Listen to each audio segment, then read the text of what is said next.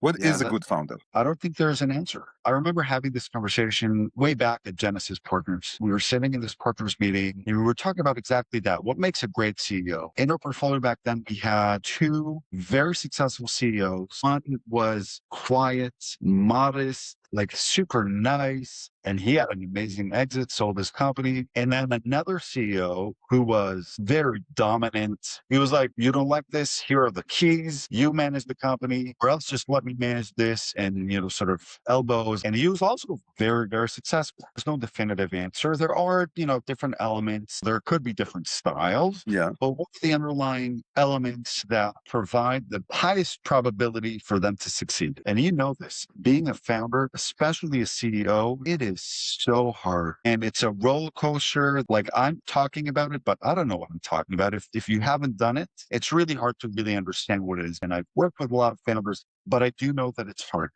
Welcome to the Haggai podcast. Buckle up. This episode is brought to you by Cards Biz, a business card too good to give away. This episode is brought to you by Better Weight for Life, transformational weight loss aid, led by U.S. board-certified physicians, providing access to GLP-1 medications like Wegovy and Zepbound that are proven to help you lose weight and keep it off. Hello, Roy. Hello. What a smile, what a smile. And a guitar in the background. I'm intrigued if we'll have a rock and roll show. A bass guitar, mind you. Oh, a bass guitar. So I'm sorry. Which shows my level of professionalism in the field. Amazing. We've known each other for a while. I still have the same haircut, but we do know each other for a while. I'm getting there. But and now we're the managing director of Intel Capital in Israel. But I would be very happy if you kind of introduce yourself, and maybe let's start with now. Like, what do you do now? And then we'll go down memory lane. Yeah, we'll walk backwards. No problem. So I'm Roi Bar-Kat.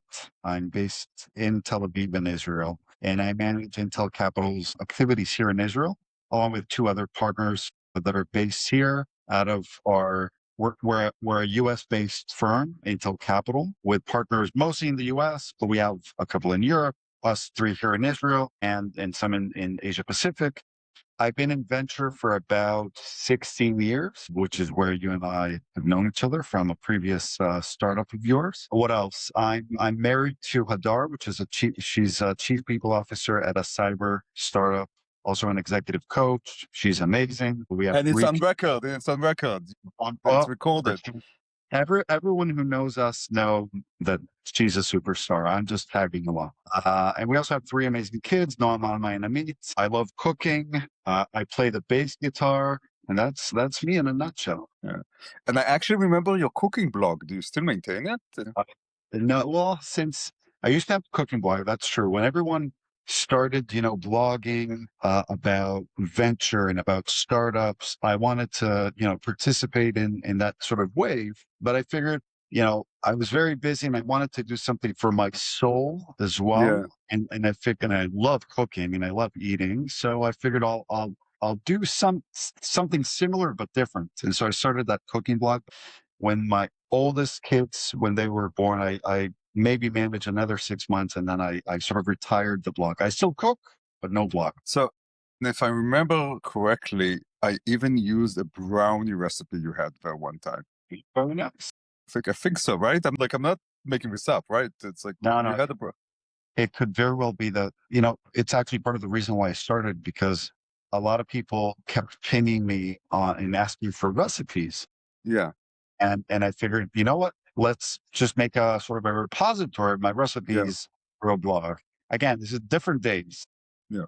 But and one more thing before we move on. If I remember correctly, in the history of all the investors I ever dealt with, you're the only one that came to to a portfolio company with baked goods, to visit with baked goods. I do that every now and then. I try to do that.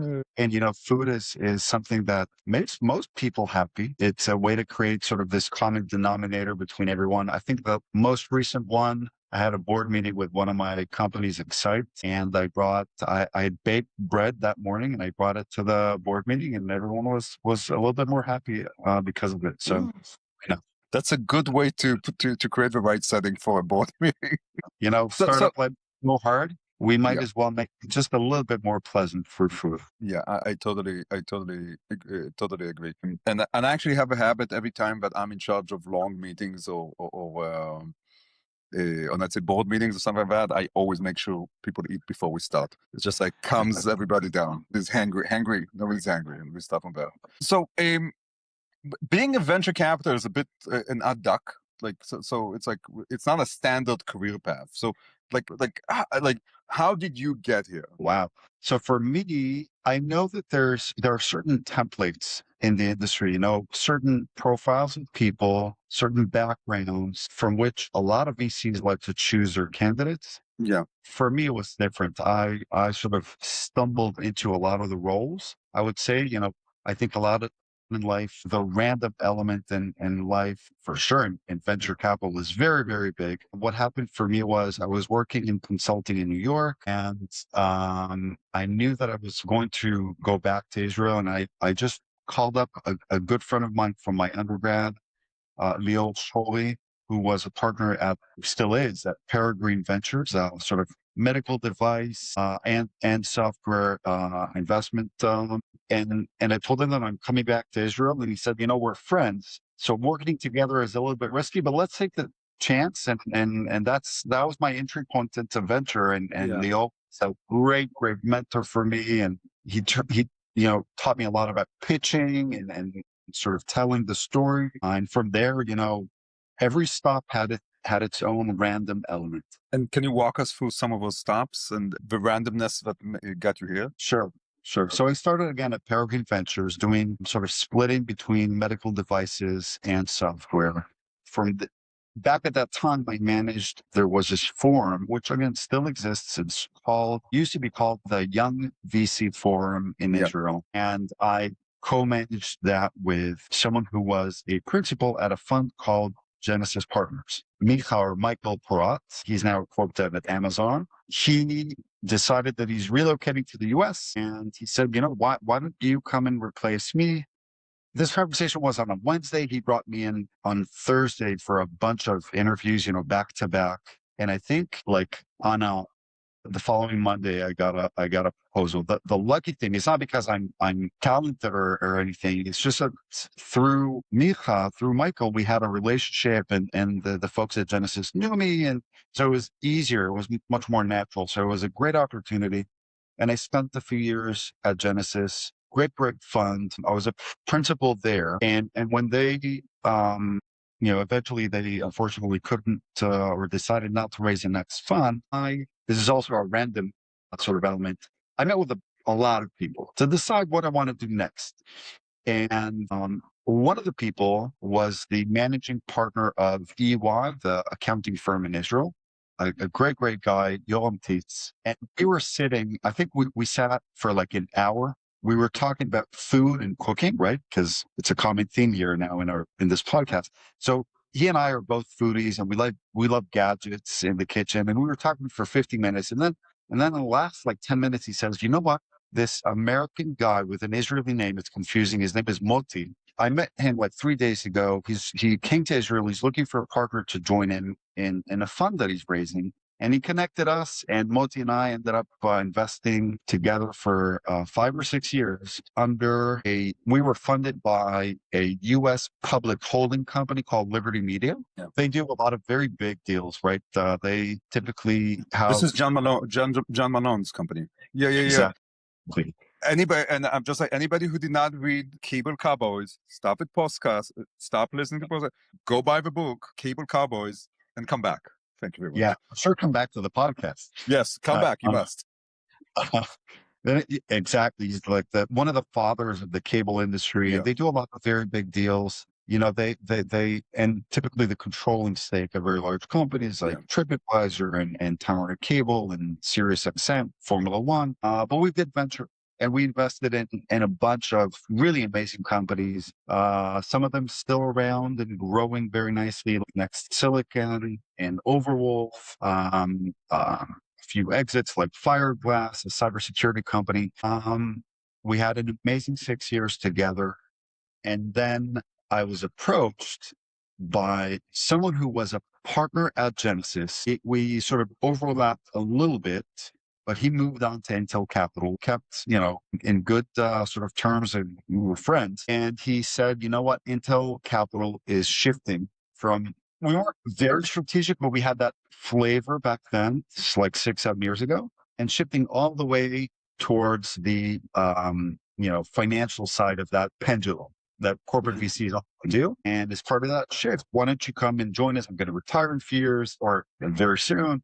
And he convinced me, Moti and I are still friends, but I joined Intel Capital about 6 years ago, and very happy to ride with this amazing firm. Yeah. So speaking of adducts, and maybe you'll disagree with this definition, Intel Capital is a very successful adduct in the venture capital space.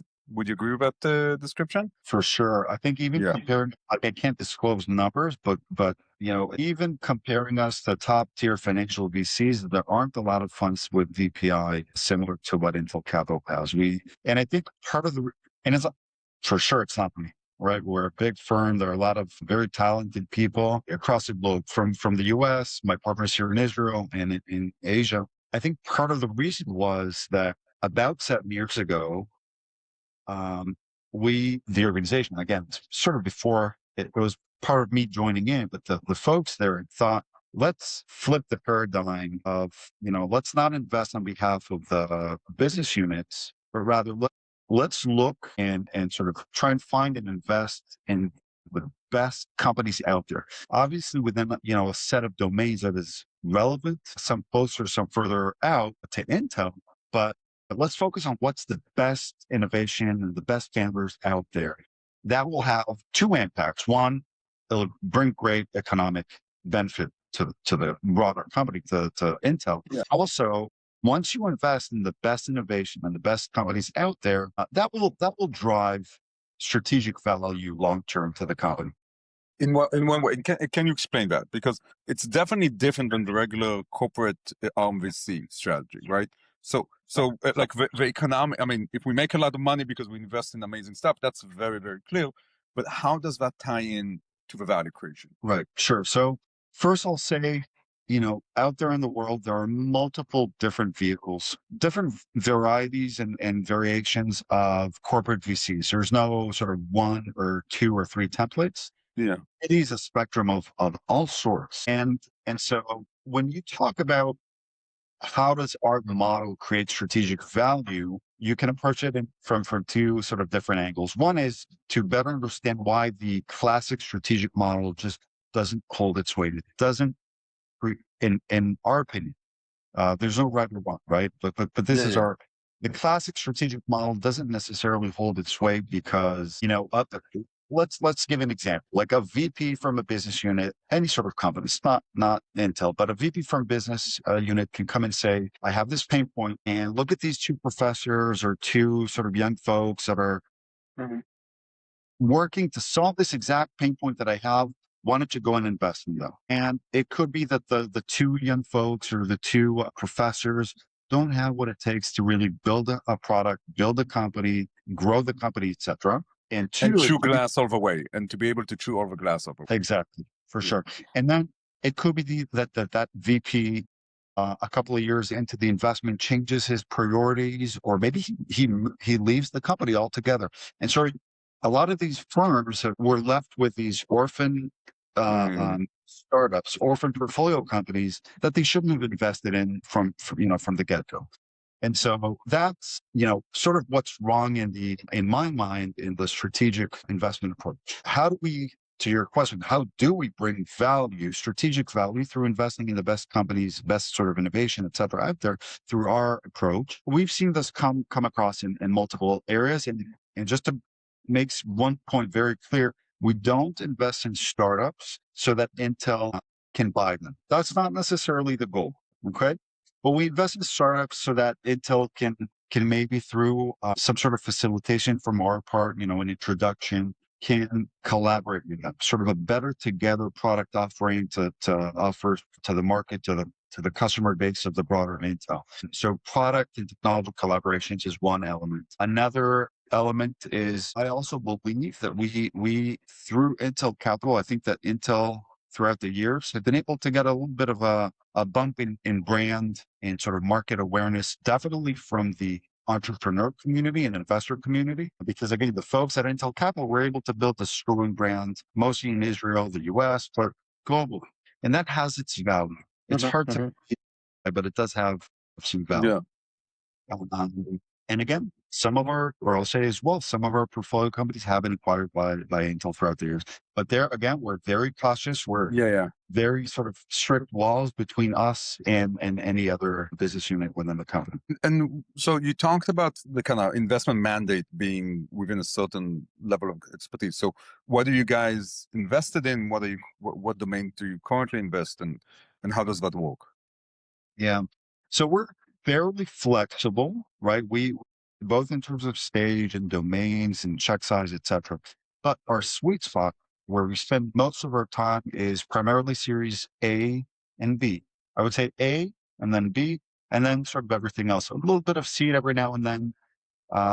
Maybe more often, the sort of C and above, the later stage. But again, A and B is the vast majority of where we spend our time. We lead most of the deals that we do. And the areas, I would say, starting very high level, in most of our investments have a very significant technological element. Not necessarily deep tech, although very often it is deep tech, but it definitely has significant technology. It's typically B2B. Sort of those are the general ones. More specifically, and obviously anything that has to do with AI, much before, long before it was hyped. So anything to do with AI, horizontal, vertical, hardware, software, up and down the stack, everything. We do a lot of data center related technologies, again, software as well as silicon. That covers areas like obviously compute, but also memory, storage, networking. Again, higher up the technological stack or very sort of low into the materials level, fabrication, etc. And then we do some cybersecurity, we do robotics and IoT and sensors and all sorts. And then every now and then we do have like companies that you wouldn't necessarily imagine Intel sort of correlating with Intel. Yeah. Companies like WSC Sport, which is a sport media company, Overwolf, which is a gaming company. But again, in every one of those, we love all of our kids. But I just happen to know him, so that's a bit true. biased, yeah. But they all have a lot. Technology is the base element for all of these companies. So you had quite an eclectic experience set in this. So maybe if I'm kind of going now back into wider question sets, what surprised you the most for this whole experience, this whole journey you had so far? I think it's the random element of what we do that surprised me. I remember, and this is for good and for bad. Yeah. A very positive example is we had one of my funds. We had a great portfolio company, and it was obvious that the founders were super high quality founders, good investors around the table. So we knew that it's going to be a good asset under the fund. What surprised me was that it was sold very early for a good price, but the timing was like, where did this come from? And that was, I think, one of the first times that I really started to think about how the world is so random, and things can surprise you for better or worse. This is a good example, but I've unfortunately had another portfolio company which I sort of labeled as one of my potential fund makers, also amazing team, good investors around the table, and the outcome was very cool. So what was the story there, as much as you can tell? What was the story? What was the story there, as much as you can tell? It was one of those that, and you probably heard a lot of these stories recently where AI sort of pulled the rug from under. It's not that their product was not relevant, because the pain point in the world that they were solving is huge and it's big. It's just that people's focus is AI. If it's not related to the AI stack, whether it's data center or software or whatever it may be, we can't, we're not going to look at it. That bad or that good? But from a client perspective or from an investment perspective? Yes, and yes. The third yes is from an acquisition perspective. All acquirers were, once the mindset is elsewhere, it's really hard to move processes forward. Okay. So of course it's a good segue for the AI question, but I'm going to push it a little down, and stay a bit with the like your experience. I mean, I imagine over time you developed your own kind of philosophy of what makes a good investment and under what circumstances. So what is it? Like, what is the Bible according to Roy nowadays? First, I'll say that a good investment is something that is fairly subjective, right? When you see a company, if you're a seed investor, Yeah. that's obvious. If you're interested if you're an investor that is oriented around data versus maybe someone else who is looking for signals rather than data, whatever it may be, it's all very subjective. But then to your question, I'll say that my perspective is, and I'm sorry for this, for my answer is trivial, but number one is the founders. Number one is the team. Okay. And it's so important.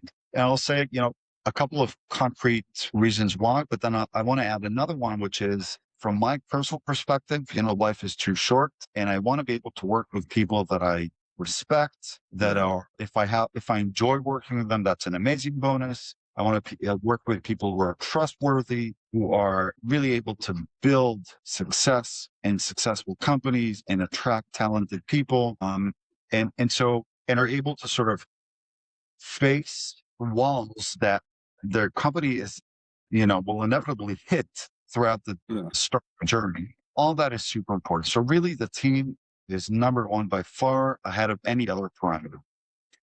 And I think the older that I get, the more I appreciate that. That really is the point. It's not always enough, right? There's, again, luck or randomness or whatever it may be. And they need help. By the way, that is another attribute of a quality founder. I think if they're able to attract resources, help, advice, whatever it may be, that's also a sign of a strong founder. So that's number one. Again, everything else is also trivial. We look at the underlying technology and the product on top of that. We look at the market. We look at the potential end game. I look at the data. If it's sort of series A or B, if it's a company that sells, we look at the fundamentals, if it's a SaaS company, although SaaS is, I don't know, is it still alive? Or we look at, ARR and churn and all those typical metrics. I think where it gets a bit more complicated is, and this is an area that I like, sort of close to my heart, is when you assess deep tech companies. Because then, it's a different animal. If you compare the classic SaaS companies to deep tech companies that are developing, maybe their own silicon and they're taping out and it's a lot of money. And what are the milestones throughout the road? Yeah. It's a different language. Yeah. And also different risk reward kind of like considerations in many ways. So I want to decouple some of the things you said, especially if we can go back to the founders, because what is good, right? So, like, what is good?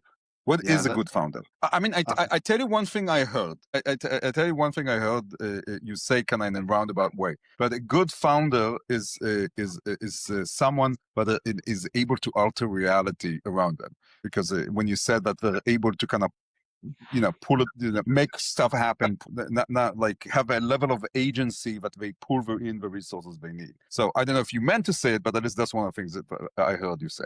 No, what else? That's a very interesting perspective. I'll start with an annoying answer, which is I don't think there's an answer. And I'll explain. I'll tell you why. I remember having this conversation way back at Genesis Partners. We were sitting in this partners meeting and we were talking about exactly that. What makes a great CEO? In our portfolio back then, we had two very successful CEOs. One was quiet, modest, like super nice, and he had an amazing exit, sold his company. And then another CEO who was very dominant. He was like, you don't like this? Here are the keys. You manage the company, or else just let me manage this and sort of elbows. And he was also very, very successful. So there's no definitive answer. There are, different elements. But isn't that more a description of style? Because I guess, again, what I hear when you say it is that it's like there can be multiple styles of success. No, it's like this is one leadership style, this is a different leadership style. But is that, would you, sorry, I'm pushing you a bit. Do those people have a common denominator, like more than one? For sure. And I think this will answer your question in terms of, okay, so there could be different styles, Yeah. but what's the underlying elements that provide the highest probability for them to succeed? I think perseverance. By the way, we can also talk about what makes a good investor in that sense, because I feel like there are these correlating attributes. You know, when I was saying perseverance and I was thinking empathy from the investor. Why? Because, and you know this, being a founder, especially a CEO, even if you have Yeah. coaches, it is so hard and it It is lonely and it's a roller coaster that, like, I'm talking about it, but I don't know what I'm talking about. If you haven't done it, it's really hard to really understand what it is. My wife was a founder for a while, and so I've seen some through her eyes, and I've worked with a lot of founders, but I do know that it's hard. What I know also is that a lot of founders, a lot of investors, um, are I'll take it on the positive side. The good investors have a high level of empathy, Yeah. and that is very important because, you know, when you're looking for partner to partner with, an investor to partner with, it's easy for people to criticize you. It's easy to give you tips and thoughts and suggestions, but to give you, you know, support and empathy when you need it, that is something that is not trivial to a lot of Yeah. investors. It's a shame, and I hope that for all of us, for all of our sort of community, that, you know, back to the question, perseverance is one. You know, innovation and being able to sort of, you know, you see that wall ahead of you, that thing that will block you, that can potentially kill your startup. How do you sort of Yeah. walk around it? How do you reinvent things? That's another. So innovation, not only in terms of what's the product, but how do you manage the company through its challenges, through its growth, and all of that. What else? There's just so much. I guess it's hard to be a founder, a good, successful founder. It is, and I would add the ability to get lucky. So Oh, that one, yes. You know, I always go. You know, I always have this. You know, this suppose this quote was attributed to Napoleon. That Napoleon wanted lucky generals. That he said that I want to hire lucky generals. What does that mean? Sometimes, you know, they put it. They manage to pull the hat out of a rabbit every once in a while. mm, yeah. There was a famous saying that says, trying to remember who said it. You know, it was 95%. You know, my wealth, it come from 95% luck, 5% talent or skill. Again, Yeah, I'm sorry, I'm killing this. And if I could afford to have another 5% luck, I would take it. I'll take it. Yeah, Yeah. fair But enough. again, I'll caveat that, like, now, seriously, that was a joke. Seriously, I think luck and randomness is a very big part of our, you know, the life Yeah, cycles of funds and startups. But I think you do still have to do the hard work. You still you have have to to. do the work to get lucky. Because it's, Exactly. again, even if you want to win the lottery, you have to get the damn ticket and fill it. Yeah. The is the Israeli, the famous prime minister of England in the times of Victoria. He had, and again, now it's my turn to butcher the things. We said we make our fate, and we call it destiny. He said it probably in a much more poetic British kind of way. And the point is that, like, if you hire the right team, get the right capital, go to the right market, pivot at the right time, right? You're a person people want to work with for whatever reason, because you make them feel good, because you're trustworthy, because you're charismatic, whatever thing. Like, the chances of you getting lucky just went up, right? They For just went sure. up in this sense, things like that. Yeah, yeah. Exactly. So it's like, what has changed in the world you operate in the last decade?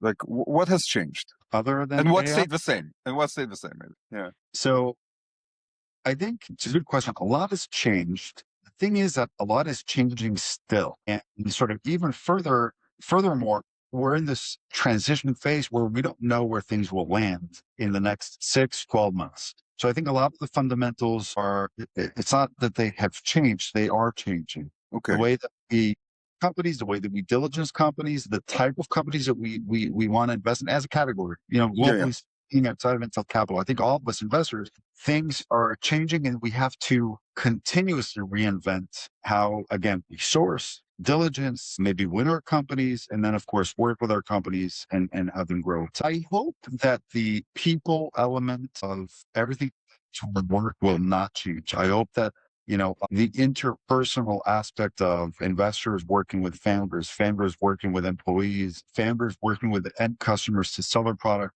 I hope that won't change because that's that, at least, I extract a lot of energy and sort of value from that. What other things have changed? But it's actually like I kind of think I know what you mean, but what changed? But let's give it. Let's put more words behind it. I appreciate if like you can. So I know it's the AI word, right? But what does that actually mean? Like, what has changed in the world you operated by AI, but it's changing the conditions in the significant manner, and it's driving the need for all of this adaptation you described. So let me give you one change that I'm very excited about, which is, we've been investing, and I've been investing across the board in all sorts of domains, from SaaS companies to deep tech. And Yeah. when looking at maybe those, I'm generalizing and I'm simplifying things, but when looking at those two categories of, let's call it SaaS, again, as a general sort of label, versus deep tech or hard tech, all of a sudden SaaS is risky. It's going to happen there. And again, there are good opportunities there still, but that has changed significantly. But the cash flow that exists in this company but selling to client might not be real in a year's time if they don't adapt. Exactly. Or they don't have a distinctive capability, relationship, something that an LLM can replace in some way. Barriers. Exactly. Yeah. Someone else can maybe more easily than in the past create a competitor and sort of bypass that company and win the market. And it's not that deep tech as a comparison has become less risky, less costly, less complicated. It still is all of those things plus a bunch more, right? It's hard to, like I touched on before, the milestones throughout the life cycle of a deep tech company, they're hard for a lot of people to wrap their heads around, a lot of investors, but that category as a whole has become much, much more relevant. We need deep tech. We need data center related technologies to support this AI revolution. We need space tech. We need medicine, medical. And from a venture perspective, startup venture perspective, you have significant barriers. There's a lot of innovation that can take place if it's well funded, if it's properly funded. I think from a venture perspective, that is the place to be. There's a lot of opportunity down that path. Again, it's not an easy one, but you know how to invest. If you know the dynamics and the players and that life cycle that I touched on, then you're in a good place relative. What is your stance on and again, as a metaphor maybe, on the $1 billion company? I don't know. Like we're seeing a couple of examples, not a billion maybe, but small teams building a product, reaching the market very, very quickly. Specifically, I know that a lot of people have been talking, not as an exaggeration, but really a one-person team. I can tell you that if I were ever a founder, I wouldn't want to start a company alone. And as an investor, we it's not a deal breaker, but we definitely give less points to single founder companies because what happens if a truck hits that person, right? It's even just that level. That's very morbid. But what happens if that single person has an idea that in his brain, in his mind, and he doesn't have that co-founder or a couple of co-founders that challenge him on that idea or that decision? What happens if he's really good at building an app or a solution or whatever it may be, but he's not good at selling it? And again, talking about the software aspect, what we touched on before around how difficult it is to be a founder. I think you need that support from that co-founding team. Again, it's not easy. There's often a lot of friction there, but it's much, much better. To me, it's much more intuitive to have 2-3 co-founders on that journey. But to your point of, can a small team build a $1 billion company with very little resources? It's definitely much more likely today than it was 2-3 years ago. And it's probably going to grow. I don't think it's taking over just yet, that form factor, that format of how things work. So what are you most excited about, the things you see in the near future? I mean, I'm not talking about the far future travel to Mars and I don't know what else, but even though I'm waiting for my flying car since the 1980s, in the things that you're seeing in the coming little years, that the future is now, but not evenly distributed. Yeah. So, one point is we touched on deep tech. I'm ridiculously bullish about deep tech, So especially. I have to say, like, let's explain what deep tech is, because I just realized not everybody might understand this term. So what is deep tech and what is it not? Yeah, I hope I'm defining it correctly. Yeah, but it has multiple, some people call it hard tech, deep tech. It's things that it's really, really hard to develop. Typically, you see deep tech in areas like, we talked about data centers and areas like compute, networking, storage, memory, etc., space, satellites, satellite communications, launching, etc., medical device, diagnostics, pharmaceuticals, etc., robotics, whatever it may be. Simplifying things, you need a lot of engineers. It's typically multiple domains that are involved in order to create the product. Yeah. And so I give a lot of examples with a lame sort of explanation, but I think examples is the best way to explain. Yes. So, one area that I touched to your question of, what gets me excited and what do I think is going to be big over the next year or so? Deep tech in all of its sort of aspects is one. Another area that I'm excited about is, if you imagine this a sort of stack, let's call it, or, at the bottom you have the infrastructure. Again, companies we talked or sort of areas we talked about, like compute technologies and all that. You also have alongside that maybe the software element, like the foundational models and the open AIs of the world. And then at the top, skipping a few sort of layers, you have the applications, companies, that SaaS sort of layer, more natural. Yeah, it's shifting, it's changing, but there's a layer in between that I think is very exciting, which is we can call it data or data enablers. Mm-hmm. I'm invested in a company that a company called Nexite. Nexite, they developed this batteryless Bluetooth chip that they sell to primarily today to fashion retailers, but in a way it makes all the items sort of connected. And all of a sudden you have this data layer for these fashion retailers, and that they can then implement Gen AI into the physical world, into the stores. It's mind blowing. Mind blowing. It's mind blowing. So I'm excited about the physical AI world, where you create data and, you sort of provide access to the amazing innovation that was created over the past couple of years with generative AI into other areas of our lives. Like, again, fashion retail, but we have other companies that enable device manufacturers to push AI capabilities into devices that they sell to the enterprises, whatever it may be. Physical AI and that data layer is an area that I think is very interesting. Another reason is it's very differentiated. It's very defensible. No one can sort of bypass you and create another replica of that company. And that's very important, especially for venture. Yeah, that's very interesting.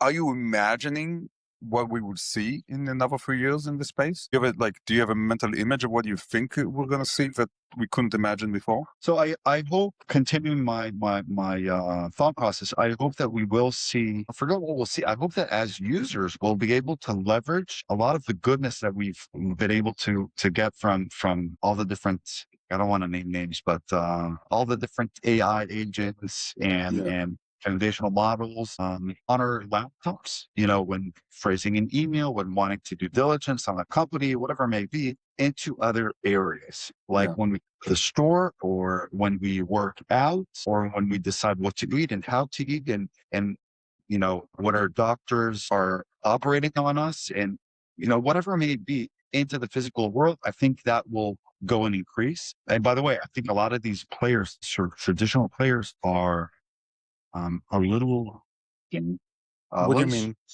What do you mean by that? So let's say there's I don't know, a pro AV company, like an audio video company out there, and they're looking at their other enterprises in the market, and they're Yeah. seeing how well they're adopting AI into their ranks, into the developers in that enterprise are using AI, their salespeople are using AI, everyone's using AI in those enterprises.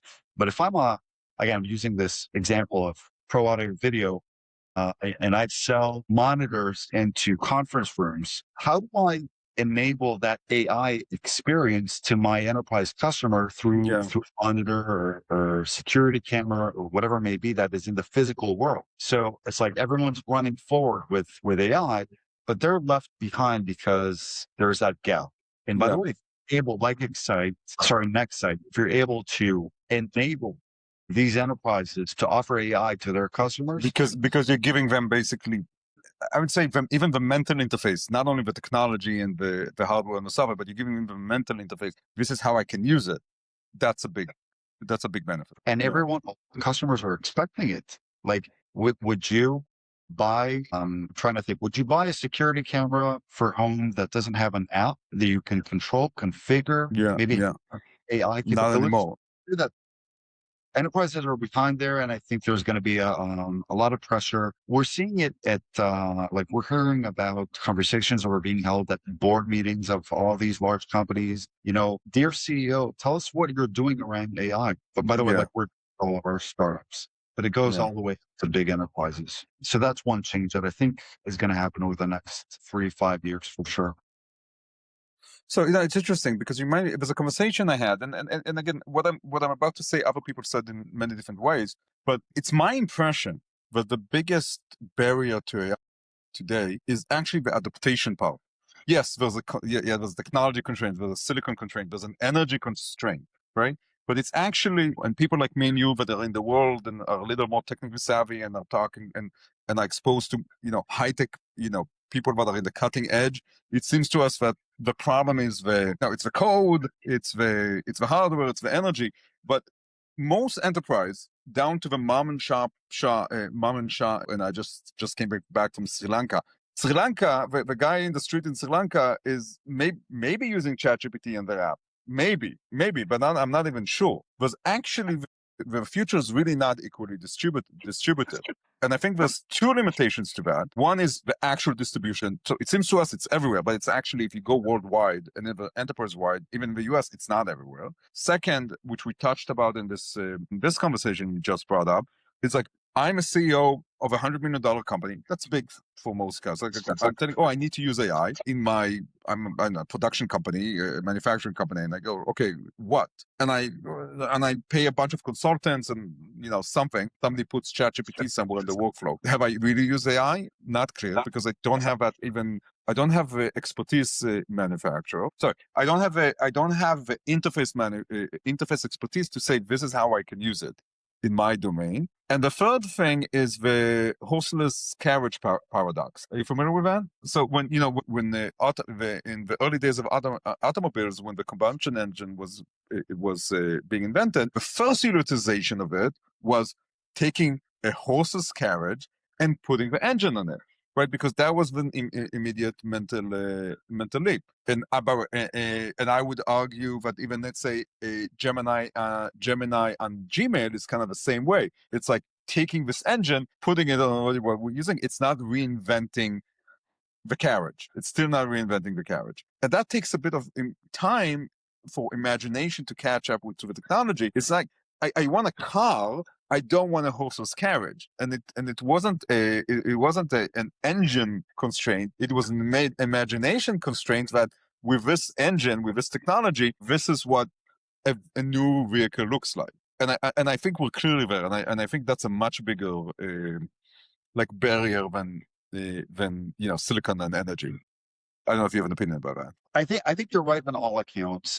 The first one is hard for me to sort of touch on it. You know, the global, that parity that we're seeing, and sort of access to information, to platforms like cellular phones and laptops, access to wealth. All that is a super hard challenge, and it's way beyond my intellect. I'm not there, but I do acknowledge that it is a huge, huge problem, not to mention clean water and food and medicine and all of that.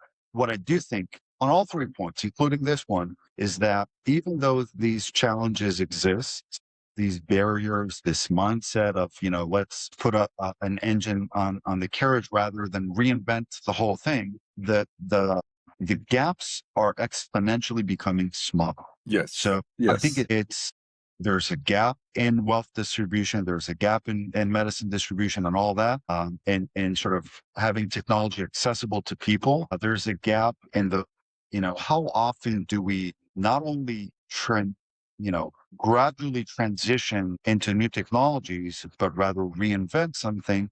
I think all of that is just becoming much, much smaller. Everything is moving much, much faster. And so, some companies are still bringing in like an incremental benefits to the world or to the products or to the market that they're working on. And some are already reinventing.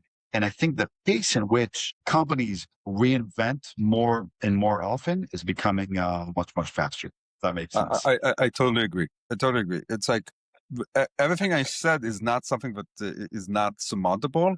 And probably if once upon a time, I know, textiles, it took 50 years to be distributed, 100 years to be distributed. Now we're talking, I don't know, years to a decade, maybe, Yeah. who knows? That's why when you asked me about, 3-year forecast, I was like, as an investor, I have to think mid to long term and sort of trends, etc. But 3 years is a much, much, much shorter time than it was 3 years ago, right? So I'll go back to that question. In a 10-year forecast, what? That you're making it a much bigger challenge on. So you answer, you ask the question and answer it in a way, but you think you're best suited to answer. Give me the time frame you think you can look at and get excited about and interesting. So again, we're talking about trends. So if it's 3 years or 10 years, the trend is that there can be more and more, the point that I talked about before is AI everywhere. Obviously, it's going to be much more predominant in 10 years than but that's the trend. I don't know, which categories, which geographies, which elements of our lives will be affected at what point in time. Some are harder to implement in, medical is regulated, defense is regulated. Obviously, those areas and some other that are close to that, like automotive, will take a little bit longer than maybe gaming or things that have lower risk to the user. But that's definitely one trend. It's going to be exciting. No, it is exciting right now. It is exciting. If anything, and we had this offline conversation beforehand, this is the first time in my life, but but in the context of the technologies being exited, I have a sense of FOMO because I feel I'm not catching up in terms of time invested to even process the possibilities of what's possible and what you can do now. It's as bad. Yeah. It's a river of things are moving so fast and there are so many tools and at the enterprise or at the end user, a lot of things are happening and like I can see how people get stressed about it. But I think, if you sort of take a calm approach and you decide, I want to experience it, I want to play with this tool, with that tool. Start slowly, talk with people. There are a lot of people who have already went through that cycle of let's call it adoption, and they've tried the different tools and they have opinions and they have recommendations. So talking to people, getting exposed on a continuous basis, right? Because again, it's on river. There's always innovation. There's another, by the way, element that I'm seeing. Again, it's not so much from a venture perspective, but just as a human being. But you look amused just talking about it. I'm interested to hear that. Yes, it connects me to the beginning of our conversation around food. All of a sudden, artisanal, not only cooking and food and baking, but art and content, things that are original, human made, are getting this premium all of a sudden. Right? People are looking for the concrete, for touch. For the real. Yeah, exactly. For the real. Yeah. It's great. I love that. I understand. It's very interesting because when you can, like this, create an image with you in the Eiffel Tower or on the Great Wall of China, what's the value of actually being there? Yeah. What's the value of actually being there? You're able to create that picture. That is amazing. I think it is amazing. lot. Yeah. It's fun. From a practical standpoint, if you're a designer and you're creating a digital campaign and you want Yeah. content, amazing. But then you want to also go to the Eiffel Tower or whichever, Yeah. what place and experience it in real life for sure. You mentioned before, and this is something that I'm becoming more and more fascinating. So I'm going to use this opportunity. You mentioned that you're also looking at robotics, the world of robotics. Like, so what do you see there? Robotics connects to the theme that I had before around implementing AI into the real world, into the physical world. So, I gave an example of implementing AI in our monitors and the conference rooms and into the maybe surgical devices and the operating rooms. Robotics is definitely one of those elements. Investors in a company in the US called Figure Aeon, which is amazing. It's technology that is deep tech, right? When I said, remember when I said multi-domain sort of, you have software, you have sensors, you have all sorts of engineering going into these products. And that is exciting and it's amazing.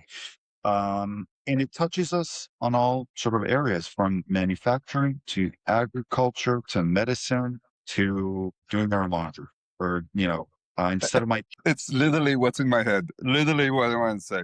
So my kids would love having someone else take the dishes out of the dishwasher or fold the clothes. Today, that's their task. They're in charge of laundry and the dishwasher. If there's going to be same here.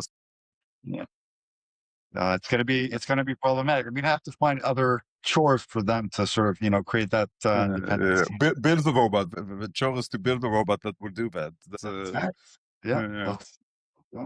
right. So robotics. But I'm dying for a robot that would do the laundry. Right now, it's my 12-year-old son. Right now, that's my 12-year-old son, but sometimes he's not here. But again, yes and no, right? Because if there was a robot that would prepare, that would do the cooking instead of me, I wouldn't like that. I'm with you. But if this was a robot that would dice the onions and the garlic very thinly and prepare it to me when I cook, I would consider that. Because look, what's the difference between a magic mix, right? It's just like, which is a little more messy and you need to run that. Like, all those moments that you do and you sizzle, all the sizzling moments I want. I want all the sizzling moments. But that's the chopping of a stuff and preparing it, I'm willing to give it to my sous chef robot, right? Yeah. It's important for us to have that flexibility that, we need to have the options available to us in all of life. And then we can decide, where we want to implement AI, where we want robotics to come in and take a role. And of course, like you touched on before, there's also very important, social aspects to, what do we do in factories that the employees are being replaced by robots? It's a lot of consequences, but I think the long term, all this makes a lot of sense to humanity. Just like we don't wash our clothes in the river, we have washing machines, and the humanity and society progresses. I think that will happen too, and hopefully we'll have better medicine, more food, and all that. I'm with you on this. Again, it's like, I'll put the caveat. I remember this is a joke my dad told me when I was a kid, right? And it stayed with me. When your neighbor gets fired, it's a recession. When you get fired, it's a depression. That's the difference. Sure. That's of course. But with that very big caveat, I'm a net human optimist. And if you look at the cycles of history, every time the technology came in, like jobs were replaced and new jobs were created. And those jobs weren't, like, think about an influencer as a job, and I'm just giving that because it's a bit like we all laugh and we smoke a bit, but that's a real job, right? Yeah, it's a real job, and yes, those people don't get paid a lot, and those people get paid millions for being a content creator influencers, and even billionaires if you're Mr. Beast, right, and things like that. But 20 years ago, could you imagine that job? Like, you could not imagine that a person that would count down from 100 up to 100,000 on YouTube would later be a media empire, right? Like, as Mr. Beast, did. So I think that the next job are not yet imagined, but there's as a society, and depending what country you live in, how do you address that in between the situation where people will lose their job, and what do they do then, right? Until the world adapts and creates new jobs. I think, relating it all of this back to our industry of venture capitalists and founders and startups, I think there may be a positive element to that, which I think it may be forcing us to innovate. It's forcing us to reinvent ourselves. Again, all of us, the investors as well as founders and developers, and take a developer at a company, compared to 3 years ago. Most developers were forced, rightfully so, to adopt AI tools, and now they're all the better for it. Yeah. And a lot of investors are reinventing the way that they are doing diligence, and I hope Yeah, we're I doing had it. to convince my developers to use Copilot, right? Today is like what? You had to Sure. convince me to use Copilot? Exactly. So Yeah. I think there's this healthy pressure, maybe, for all of us to just become better, to Yeah. grow and to evolve. Yeah. I understand. So as we come to the close, I'm kind of thinking about the listeners that are entrepreneurs and maybe just starting the startup or about to start the startup. Like, what useful, actionable advice can you give to somebody who, okay, he has the character, right? He or she, they have a character, they have a willingness to chew glass, they have the agency to change reality, to hit a wall, and so on. So let's assume we're talking to somebody that is psychologically built for this. And they're ready to get punched in the face a few times now. Stuff like that. So with this beautiful opening, it's like, what would you say? Hey, if I were you, I would surround myself with people that provide me a lot of value, provide me a lot of things that I lack. It could be co-founders, it could be advisors, it could be my life partners, whoever it may be. And it's not a sort of one-time thing. It's something that should be ongoing for successful entrepreneurs. You don't have to always accept their advice, but you have to listen. And if you don't accept, by the way, you have to rationalize to yourself and maybe to them as well. In some cases, you may owe it to them why you decide otherwise. But I think gathering that sort of layer of support is very, very helpful. That is, and again, could be in various forms: co-founder, spouse, etc. That's one. For investor partners that could be, that would be long-term partners. It's very hard to say no to money, and fundraising is very hard. So, beggars can't be choosers sometimes, but if you can, look for someone who would be a good partner for long term, have that empathy, have that added value maybe. But that's important as well. What else? There are a couple of, I think a lot of founders lack the ability to be good storytellers. And I think that is and it's important, again, at the day 0 and day 1000 or whatever. Mm-hmm. It's important because you have to be a good storyteller to your spouse when you tell him or her that you're going on this crazy journey. And then you have to be a good storyteller when you recruit a co-founder or a team and first employees, and when you raise money, and then when you sell your product. And I think all of us have to be really good storytellers. But what I see is a lot of, surprisingly, a lot of founders as well as investors lack that ability. And even the mindset, not the mindset, but rather that they just don't realize how bad they are. Putting it on the list of this is important, right? Even just putting on the list, this should be on the top of my list of how I tell my story to some extent. Yes. So I think that. And, to make it more practical, I'll give like a small, very quick tip. I don't know if we have time. No, we have time. We're good. So there's like a couple of tips that are my go-to. And again, I think they're trivial and I hope a lot of people adopt them. One is, even before you build the actual story, and it could be one line, it could be a paragraph, it could be a 1 hour long meeting, whatever it may be, sit down and prepare 2 lists. One is maybe a bit easier. It's all the good, all the sexy points, all of the points that if you're standing on stage and everyone is like this on their phones, it's sort of the points that will make your audience raise their head.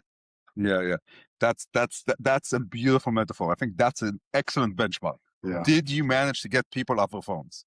Yeah. It's hard. That's hard. But it could be the background of the founders. It could be your traction. It could be who's already invested in the company. make that list and maintain it.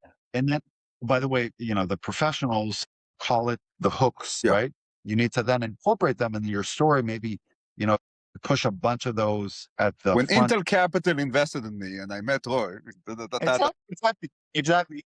yes, yeah, It doesn't have to be in your face, but when you do incorporate them in the story, typically you would want to put a bunch of them at the beginning Yeah. to get yourself a captive audience Yeah. that's focused on you and not their cell phones. The other list is much more challenging. It's all the bad. It's all the risks. It's, the challenges, the risks, the problems. And that list is important, by the way, not only for being able to properly pitch your startup, but it's important to properly manage the company and build it out. It could be, let's say you're three co-founders, all of you are lawyers, and you're building a deep tech, hard tech company in the data center domain. Obviously, you're lacking the subject matter expertise in the domain that you're working in. So you have to realize that, and then you have to write down all of the solutions. And it may how you not be, overcoming. be definitive. We don't know what the business model that would be, but we know that it could be 1, 2, 3. The benefits of this are as Yeah. follows, right? So once you have all of that, then you're able to sit down and build a proper pitch. You're able to squeeze in all those folks to get your captive audience. And then you're able to dance around the issues, maybe mitigate them before they become a question mark, before they become an issue. So we're three lawyers, but yeah, look at the advisory board that we have. And we're bringing in a fourth co-founder who was a CTO of whatever. Yeah, yeah. I think those two lists are important, and it's important that they're written down so that the entire team can weigh in, can be aligned on those points. And they have to be maintained throughout different stages of the company. Interesting. Anything else you would say? By the way, in terms of pitching, start with a very concrete, what is it that you do? No buildups. Buildups, even movies don't have buildups anymore. Movies, when a movie, TV show or an episode starts today, you start with a scene, right? There's no Yeah. I literally had this feedback to this founder, actually like 4 founders in the last few months, which we went through the pitch. I said, like, I didn't know what you do till you got to the end. Just minutes. explain, say it again, right? And then you got a pitch. Exactly, because look, we all have some level of attention deficit disorder. Yeah. We're swamped with information, and we have these biases. And when you come and say, "I'm developing a solution for the world of physical AI," and again, you start very high level, and 10 minutes into the conversation, and what we do is Yeah. I'm lost with my biases. I went down a different path. I thought And you you were already started filling things with your mind. exactly. So guys, it's actually very important. Like, I don't, my trick for that is say what you do, say whatever you want. The key point, it should be, if it's a slide, in one slide, it's like, we already developed this, we have 3 pilots and X in revenue, and our next step is this and this. And then, oh, okay, I know what it is. And we're raising, right? Whatever it is. Right? All in like an email, like you wrote a short email, and then explain and justify everything you said using Roy's list. Now that you have it, right, and then say it again, so people can Exactly. kind of get their heads down. What you did was you framed the conversation. We're talking about this. We're not talking about something else. And you take your audience, whether it's one person or a whole audience, and you walk them through. You take their hands and you walk them through a path that you're controlling. Right, the narrative, because you set the context straight from the get go. You're controlling the narrative. You are controlling what goes in, like all those folks, and what doesn't go in, like, issues that we don't have solutions to, whatever it may be. So step in, it's called tachlis, right? You start from bottom line, a very specific, and I also agree with you. Go back to that again, maybe a couple of times, because again, that attention deficit disorder, or maybe you were new to this. It's closing the mental loops. You close the mental loops. Yeah. This is connected to this. Exactly. Don't assume that the other person has anywhere close to the level of understanding that you have on your, a project. You live it. Yeah. They don't. You need to ramp them up. You need to help them. That is very, very important. another sort of small tip is once you do lay out your sort of pitch and your story, film yourself. Put yourself on camera and then watch it. You will learn a lot of things about How what many goes. times did they pick my nose during those 5 minutes? It's like, Yeah, stutter, or maybe I mentioned something that. Hold on, why did I say that? yeah. It's very helpful. Yeah. I agree. I agree with you. And again, and this, and everybody that's listening, you have to understand this does not take away from the hard work, right? It does not take away from the hard work you actually have to do. You have to build a company. You have to bring clients. You have to bring teams. You have to bring partners. You have to bring capital.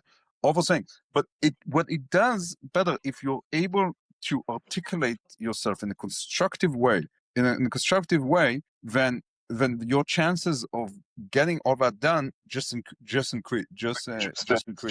And and I know sometimes people are very intimidated with the Steve Jobs performance. Like it's like a masterful, like a ring circus level performance. Okay, that's fine. Okay, if you can be that, good for you. Then that's your superpower or one of your superpowers. But if not, just being organized, clear, structured goes a long way. I agree. And to your point, like not everyone has the same skill sets, not everyone has the same comfort level. There's a really, really great guy that he's now a friend, and I have a lot of appreciation for him. And he does exactly that. He coaches founders and very big companies as well. I think he's super busy. His name is Noam Feinholz, and he's a storytelling expert. He has this ability, it kills me when he can hear a pitch, a very late pitch, and on the spot he will turn it around, repeat a different version that is like, wow, that's what I do. That is amazing. I want to buy that. Let me tell my wife. Let me tell my wife what I do. Yes. Yeah. Use experts, right? Pull people around you. And Noam is a great expert for storytelling. And I think storytelling is a strategic element to any founder out there. So if people want to find you and reach you, where can they do that? Outside the kitchen, they can find me on LinkedIn. LinkedIn is easy, but my work email as well at Intel. You want me to spell it out or? Up to you. I mean, this is My email at Intel is Roi, ROI. I chose the occupation based on my name, right? Return on investment. ROI at dot BAR-KAT at intel.com. And I'm on LinkedIn and happy to connect. And just to go one more step about the joke, some people say return on investment is my middle name. You can say it's my first name. My first and only name, yeah. And in French, it's king. Wow. Really? Also a neat point. Yeah. That's amazing. All right. So in the spirit of royalty, of our ROI royalty, thank you very much. Real pleasure. It was really fun. Same here. Cheers. Thank you. Life again. It's a wrap. This Haggai's podcast episode ends here, but you don't. Now, is it crazy to think that you know somebody who'd love this episode? Share it with them, and they'll love you for it.